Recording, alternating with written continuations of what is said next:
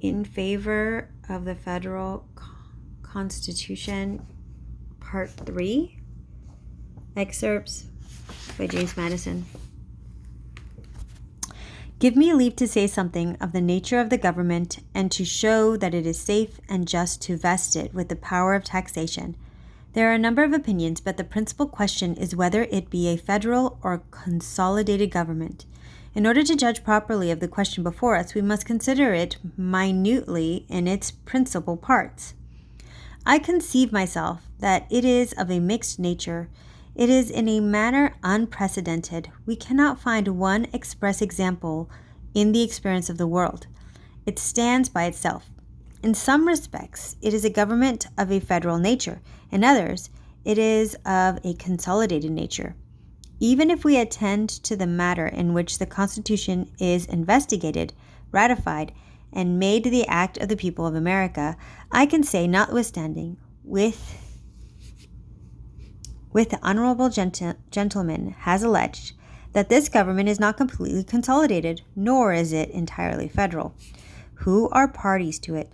The people, but not the people as composing one great body, but the people as composing 13 sovereignties. Were it, as the gentleman asserts, a consolidated government, the assent of a majority of the people would be sufficient for its establishment. And as a majority have adopted it already, the remaining states would be bound by the act of the majority, even if they unanimously rejected it. Were it such a government as is suggested, it would be now binding on the people of the state without their having had the privilege of deliberating on it.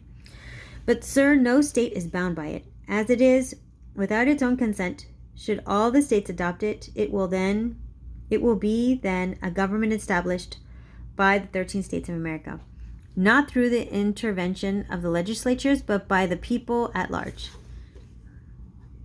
In this particular respect, the distinction between the existing and the proposed governments is very material. The existing system has been derived from the dependent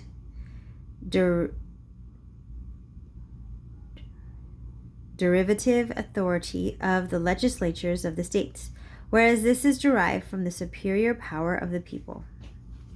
If we look at the manner in which alterations can be made in it, the same idea is, in some degree, attended to. By the new system, a majority of the states cannot introduce amendments, nor are all the states required for that purpose. 3/4 of them must concur in alterations. In this, there is a departure from the federal idea. The members of the National House of Representatives are to be chosen by the people at large in proportion to the numbers in the respective districts. When we come to the Senate, its members are elected by the states in their equal and political capacity.